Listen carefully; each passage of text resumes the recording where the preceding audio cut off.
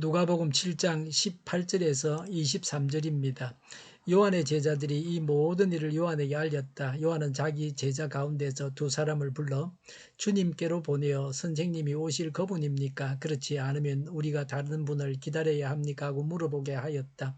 그 사람들이 예수께 와서 말하였다. 세례자 요한이 우리를 선생님께로 보내어 선생님이 오실 그분입니까? 그렇지 않으면 우리가 다른 분을 기다려야 합니까? 하고 물어보라고 하였습니다. 그때 예수께서는 질병과 고통과 악령으로 시달리는 사람을 많이 고쳐주시고 또 눈먼 많은 사람을 볼 수 있게 해 주셨다. 예수께서 그들에게 이렇게 대답하셨다. 너희가 보고 들은 것을 가서 요한에게 알려라. 눈먼 사람이 다시 보고 다리 저는 사람이 걷고 나병 환자가 깨끗해지고 기먹은 사람이 듣고 죽은 사람이 살아나고 가난한 사람이 복음을 듣는다. 나에게 걸려 넘어지지 않는 사람은 복이 있다. 아멘. 세례 요한은 담대하게 왕과 왕후의 잘못을 지적하다가 감옥에 갇혀 있었습니다. 예수님은 세례자 요한의 제자들에게 답변하셨습니다.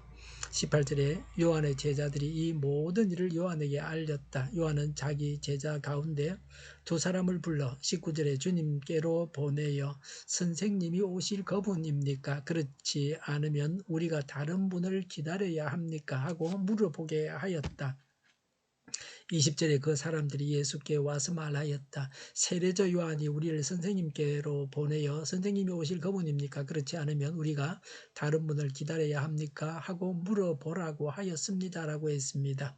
세례 요한은 제자들을 보내서 왜 이런 질문을 했습니까? 예수님에 대한 조금의 신뢰는 있었으므로 예수님께 여쭤보았습니다. 예수님은 메시아이실 것이라는 생각이 있어서 확실하게 알기 위해서 질문했던 것 같습니다. 예수님은 메시아이심을 완전히 신뢰하지 못해서 한 말입니다. 요한복음 1장 34절에 요한은 예수님을 메시아로 선포했습니다. 그럼에도 불구하고 예수님이 메시아이신 것을 의심한 것은 아마도 세례 요한이 정치적 메시아관을 가지고 있었기 때문입니다. 예수님이 메시아이시면 감옥에 갇혀있는 자신을 풀어줄 것이라고 믿었습니다. 그런데 예수님은 요한을 구해주시지 않고 요한의 기대와는 전혀 다른 방향으로 하나님 나라를 선포하셨습니다. 그래서 예수님이 메시아이신가를 의심했습니다. 자신에게 현실적인 어려움이 있다고 해서 하나님의 능력을 의심하거나 하나님의 선하심을 의심해서는 안 됩니다. 오늘날에도 예수님에 대해서 알고 싶어서 질문하는 자들이 있습니다. 이들을 어떻게 도울 수 있습니까? 예수님을 소개해서 예수님을 영접하게 할 수 있습니다. 신앙의 기본적인 것들을 가르칠 수 있습니다. 성경을 읽어줄 수 있고 성경을 가르쳐 줄 수도 있습니다. 우리 동일교회 도서관에 있는 자료들을 이용하게 하는 것입니다. 우리 도서관에 오디오 테이프, 또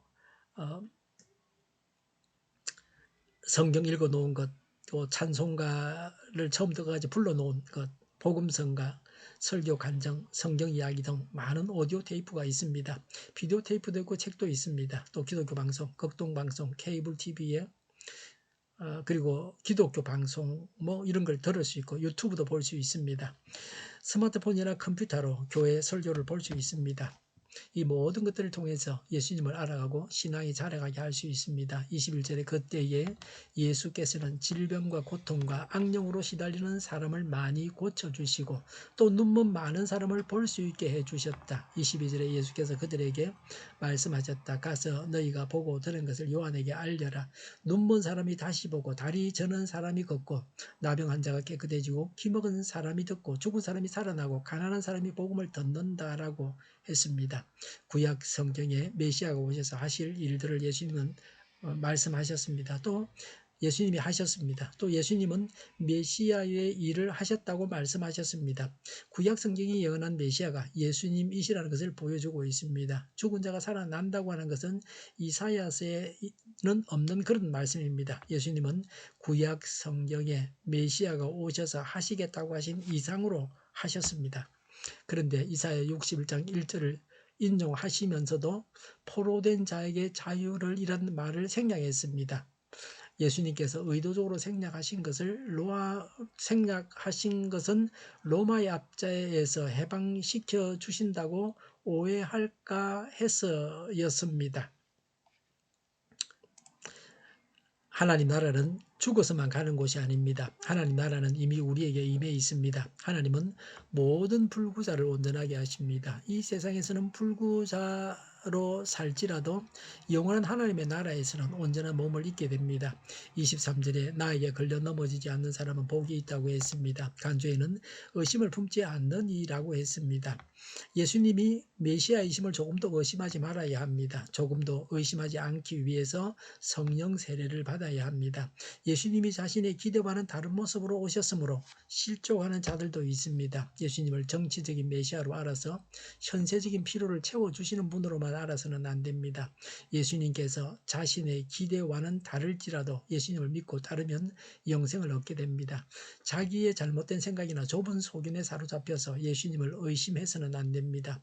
예수님은 메시아이십니다. 이 사실을 확신해야 합니다. 조금도 의심해서는 안 됩니다. 이런 확신을 가지기 위해서 성령 세례를 받아야 합니다. 기도하겠습니다. 예수님을 메시아로 믿고 성령 세례를 받아 확고한 믿음을 갖게 하옵소서. 오늘보다 내일이 더 낫게 하여 주시옵소서. 교회가 분열되지 않고 하나가 되게 하여 주시옵소서. 모든 언론이 제 역할을 다하게 하여 주시옵소서. 정의가 강물처럼 흘러가게 하여 주시옵소서. 하나님을 대적하는 법을 만들지 않게 하여 주시옵소서. 코로나19가 물러가고 바로 백신 접종을 완료하고 치료제가 나오고 갇힌 생활이 끝나게 하여 주시옵소서.